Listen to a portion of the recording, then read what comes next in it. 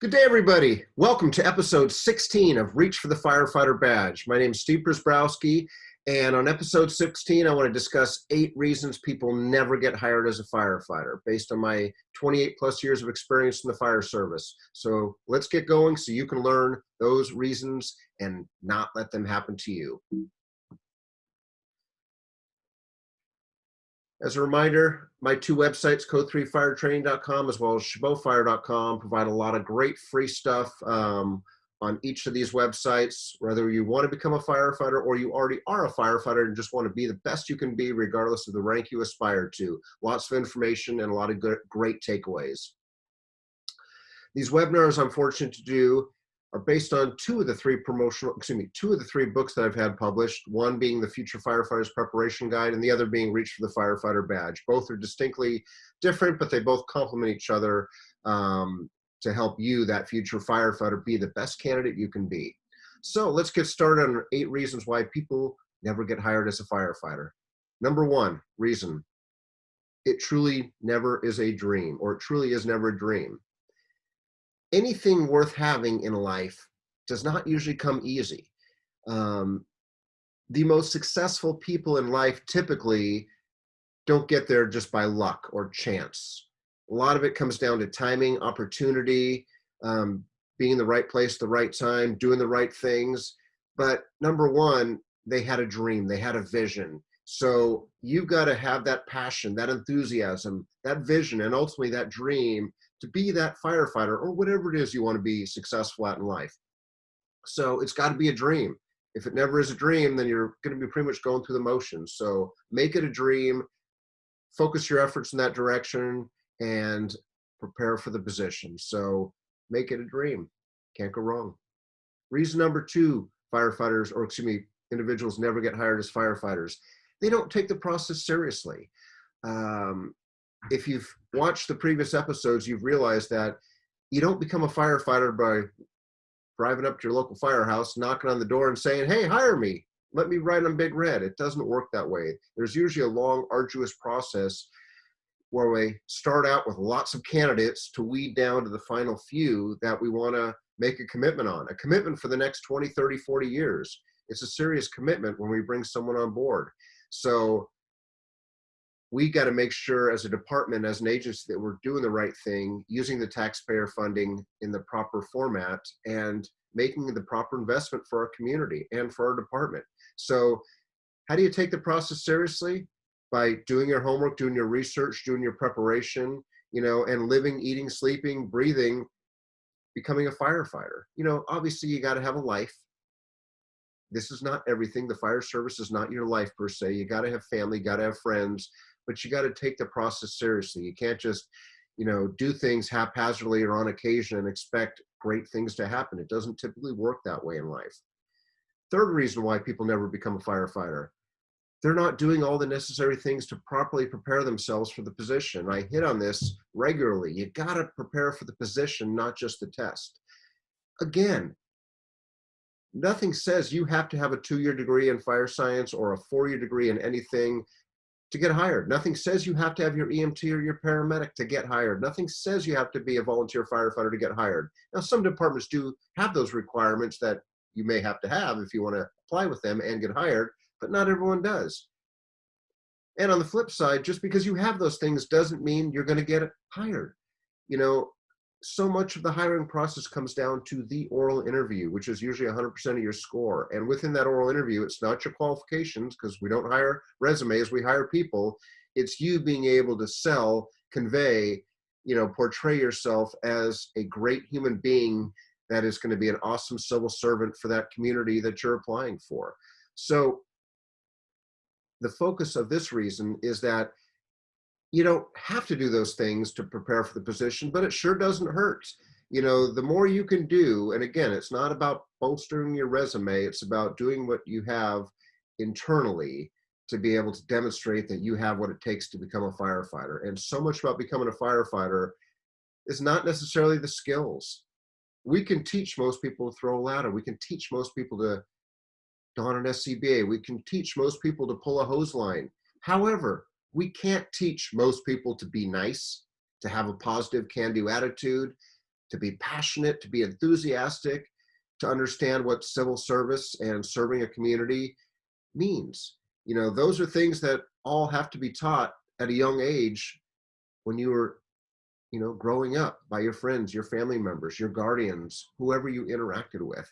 So much about becoming a firefighter or a civil servant, not just a firefighter, could be a law enforcement professional, anyone that works for city government, county government, state, federal government. It's serving others, serving your community. So that requires one to have outstanding character traits because you're going to be dealing with people on a daily basis. So prepare for the position. And so much of it is having the right temperament, the right character to do the job that we're asking of you. Reason number 4 why people never become a firefighter: they can't admit their own weaknesses, and thus they are subsequently are unable to improve upon those weaknesses. You know, in the last episode, episode 15, I talked about you got to be able to have at least one weakness to share with the oral board because it's a common oral board question. What's your greatest weakness? And also the follow-up is, what are you doing about that weakness? So you got to have that. But most of us, well, excuse me, every one of us, myself included, don't have just one weakness. We all have multiple weaknesses. The hard part is looking yourself in the mirror and going, you know what? Yep, I suck at that, or I'm not strong at that.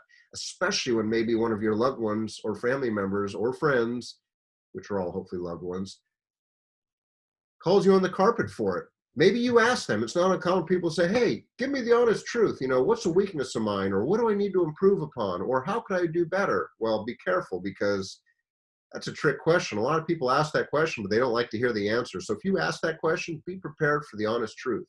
Because if you tell that person, oh, no, I'm not that way, or you're wrong. No, they're not going to say anything else to you. They had one chance. You gave them an opportunity to do the right thing.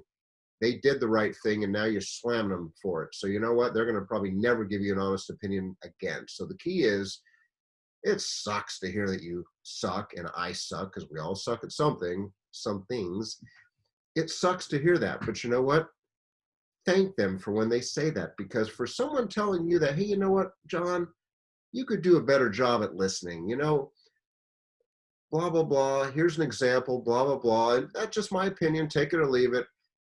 As painful as something like that is to hear, the best thing you can do is bite your tongue, put a smile on your face and say, Tom, wow, I never thought of that. Thank you very much. I appreciate you letting me know that. I know that had to be tough to say that to me, and it's tough for me to hear, but I get it. And I can see where you're coming from, because now I can think of some situations where, you know what, I could have done better at that. So you know what, thank you for being willing to say that. I will do my best to work on that in the future. You know what, you left it on a good note. The problem is so many people get defensive, but you gotta know your weaknesses so you can do something about them, because some of those weaknesses may prevent you from being a firefighter. Whatever they are, maybe the weakness is you can't pass a written test, or maybe your weakness is public speaking, so you don't do well at the oral interview, or maybe your weakness is you got a crappy driving record, or arrest record, or whatever, something that comes up in the background investigation that, you know, wipes you out of the process. So again, we all have weaknesses. The key is knowing about them, and more importantly, doing something about them. Hey, half the battle of a weakness is knowing about it. The second half of the battle is doing something about it. Reason number 5 why folks never get hired as firefighters: they're not able to take or accept constructive criticism. This sort of ties back to the other reason about your weaknesses, but it should stand alone, and that's why I'm having it stand alone. You know what? Constructive criticism is an interesting word these days. I grew up hearing that from my parents of, hey, you know what, here's some constructive criticism, you know, and it's tough to hear that sometimes. Maybe it's tough because of the delivery mechanism. I mean, obviously, if someone comes at you full throttle and goes for the throat of, hey, you know what, you suck at this, you know, it's easy to be very defensive. So, you know, but the challenge is, even when people are nice about it, they try to be very tactful and respectful. It's still painful to hear, but you know what? The best character trait, and you heard me mention character traits because that's what we hire people for, or we should be hiring people for, is the best character traits. It's tough to hear those things, but some positive character traits are being able to take a deep breath, bite your tongue, take a swallow, and smile and say, you know what, thank you very much for your willingness to let me know that, because you know what, I didn't realize that. And if I'm, you know, people are entitled to their opinion. Maybe it's just that one person that's thinking that, but chances are if one person is thinking you're that way, I bet you others are. And I know there's people who say, I don't give a shit what other people think about me. Well, you know what? I get that to a certain degree, but there's certain things, especially when it's related to people skills. I mean, I know there's some people, I'm an asshole, take me or leave me.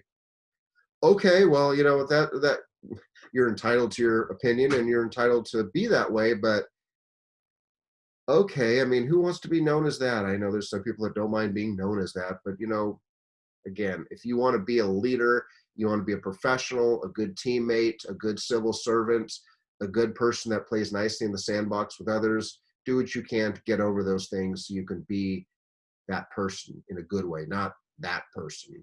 We all know that person.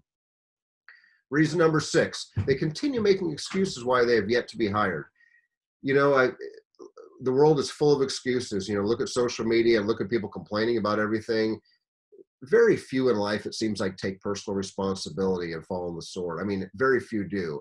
You know, I'm so sick of hearing people, and I get sob stories all the time from people around the country. Chief, you know, I saw your website. Can you give me some advice? And of course, they're asking my opinion. And of course, my answer is, are you really sure you want my opinion? Because the next part is be careful what you ask for. Because I'll be honest, I'll be blunt, I'll be frank. Based on what you tell me, and there's a lot of people, I mean, I've had a lot of people that they'll give me this whole sob story of like a page of an email, or they'll call me on the phone and say, you know, this is bullshit. The department didn't hire me for this reason here. They said I was this and blah, blah. And then on the other side, they go, I've got my EMT, I've got my firefighter one, my paramedic, and I've been working as a volunteer firefighter, and I've been a paid firefighter, but you know what? Then they go back to, this is BS. They didn't hire me, blah, blah. And I'm like, okay, calm down.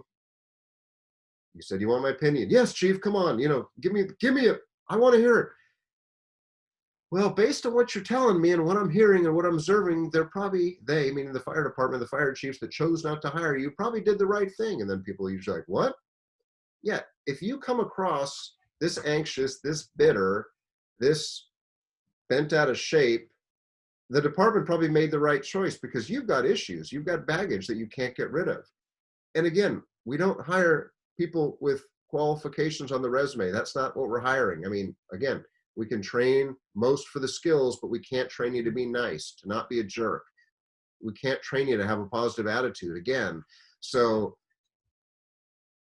the attitude, the niceness, the serving others, all those things are what we're about. Those are the things that don't get us in trouble and don't get you in trouble. So again, if you're making excuses, you're probably part of the problem, you know, and it happens. I mean, one of my neighbors, I remember when he used to live across the street, he was, you know, hey, it's so cool that you're a firefighter. And I go, hey, you could have been one. He goes, no, I went to the local junior college. I took some classes, never got his degree. Not that he had to. He goes, I took some classes. He goes, but you know what? I gave up. It was BS. And I'm like, okay. And I go, how many tests did you take? You know, he's like, well, I took 4 or 5 tests. Okay.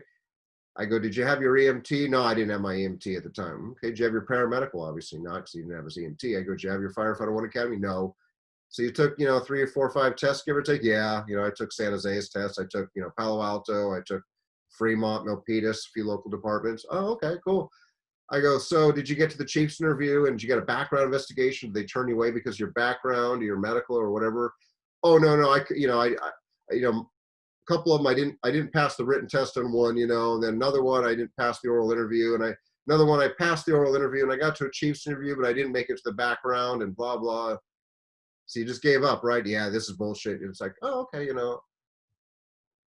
of course it's like, that person obviously has baggage and issues. And obviously I can picture the people on the other side of the oral board or even the fire chief going, you know what?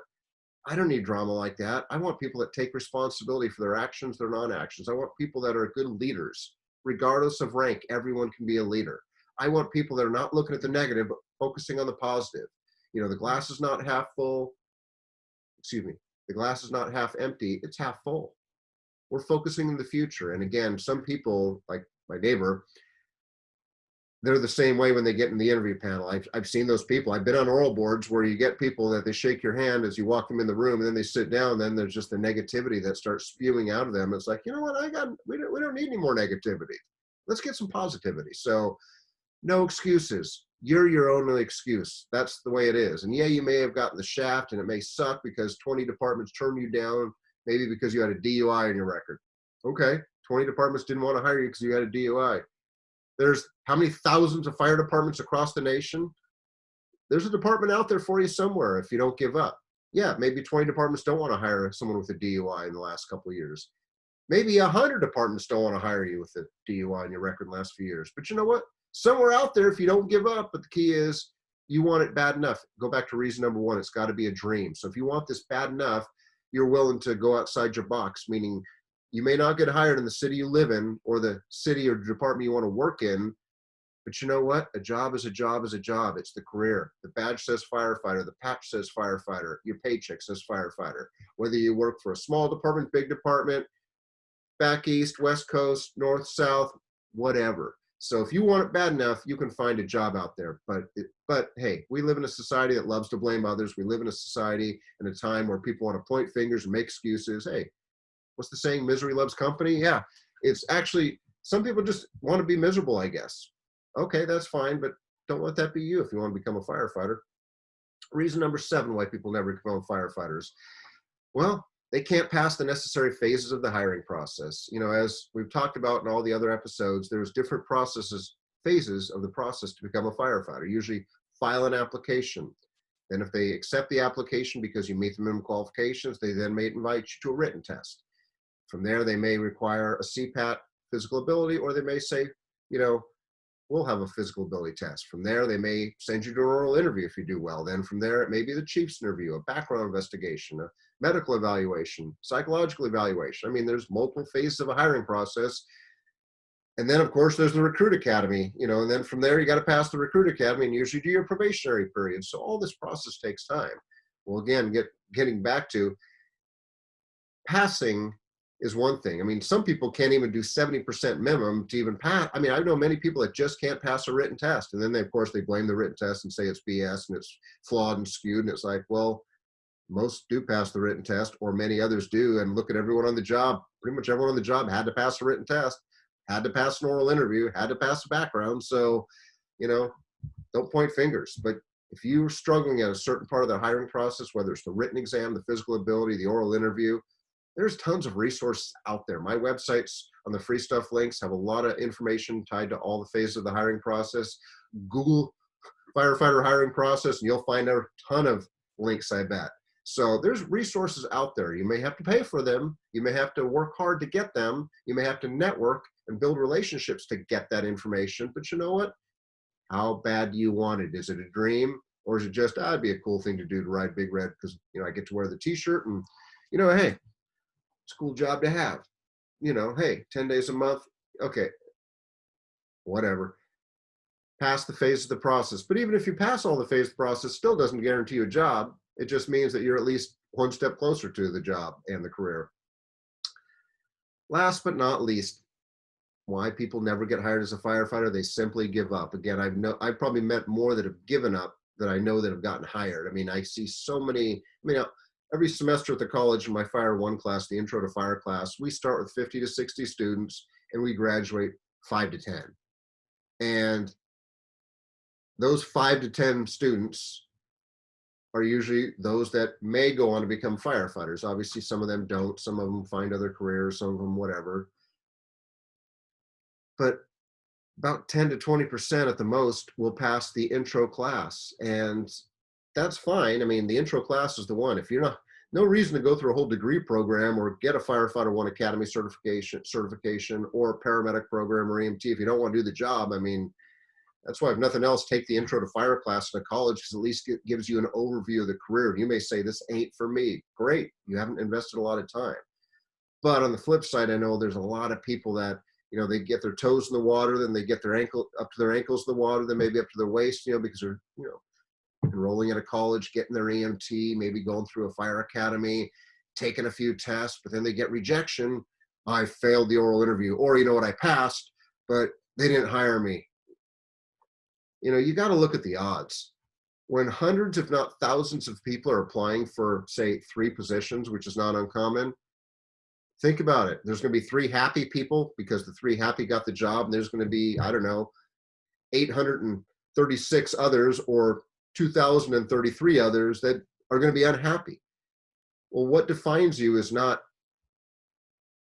whether you get the job. What defines you character-wise is how you handle the adversity, meaning the curveballs that are thrown at you. Life is full of curveballs. Life is not fair. You know, very few successful people get there by snapping their fingers or just saying, I want to do that, I will be that, and then they're there. No, it's a lot of hard work, timing, opportunity, money, investment, personal sweat investment. I mean, there's so many things that make people successful. But a lot of people just sort of, you know what, this ain't for me, I'm giving up. And then it's easier and I guess more exciting and more fun to just be able to blame others for their lack of moving forward. I don't know. But if you give up, hey, you give up. But if you never give up, you always got a chance. It's like people that play minor league baseball. I mean, you get drafted out of high school for the major leagues. You get drafted by the New York Yankees baseball team. You want to be a baseball player? Perfect. And they send you to the lowest rank of minor league ball. They put you in the rookie leagues, and they promote you to the A ball.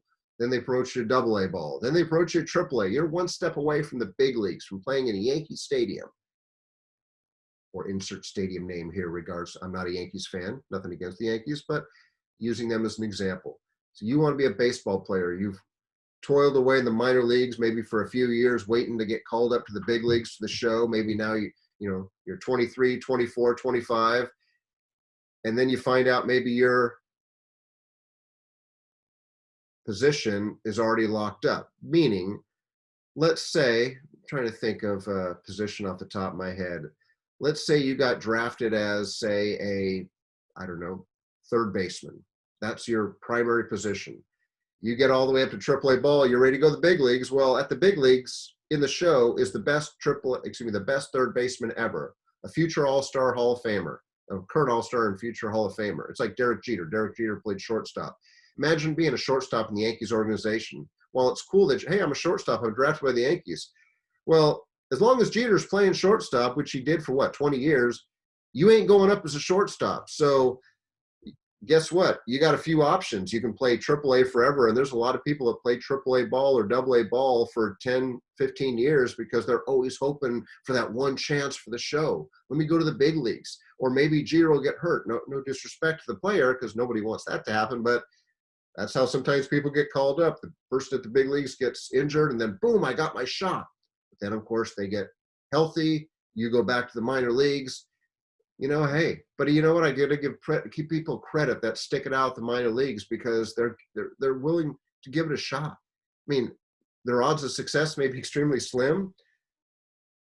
I mean, think about it. If you're a shortstop in the Yankees organization and you got Jeter with another 10, 15 years, you got to make some decisions. Do you stay a minor leaguer for the rest of your life, or do you maybe go, you know what? Hey, trade me to another team. Let me give it a shot, because, hey, there's 29 other ball clubs out there. I'll maybe find a team that doesn't have someone that's already locked up in position. But hopefully an analogy that makes sense. I mean, maybe it's not perfect. But anyway, my point is, if you give up, you give up. And then obviously you got nothing at that point. So, maybe there is a time to give up. Maybe you're 55 years old. You've been trying for 35 years. You've taken a million tests. Well, you know what? I don't know. I don't know what to tell you at that point. But life's about choices. That's all I can say. So in closing, there's only one person responsible for your own destiny, and that really is you. Look in the mirror. Nobody else. Sadly, though, it's more popular today to just blame others as opposed to being a leader and taking responsibility for your actions or non-actions. Seriously. Just look around social media, look at the media, look at news, look at the whatever, and very few actually take personal responsibility. But you know what? We need more leaders to step up and say, you know what? That was my fault. I made a mistake. Let's do our best to not make that mistake again. I will try my best. So learn from others, good and bad. As always, thank you very much for the gift of your time, everybody. My contact information, my social media outlets as well too. Feel free to connect with me. Until the next episode, be safe, take care, and we'll see you next time. Have a great day, everybody.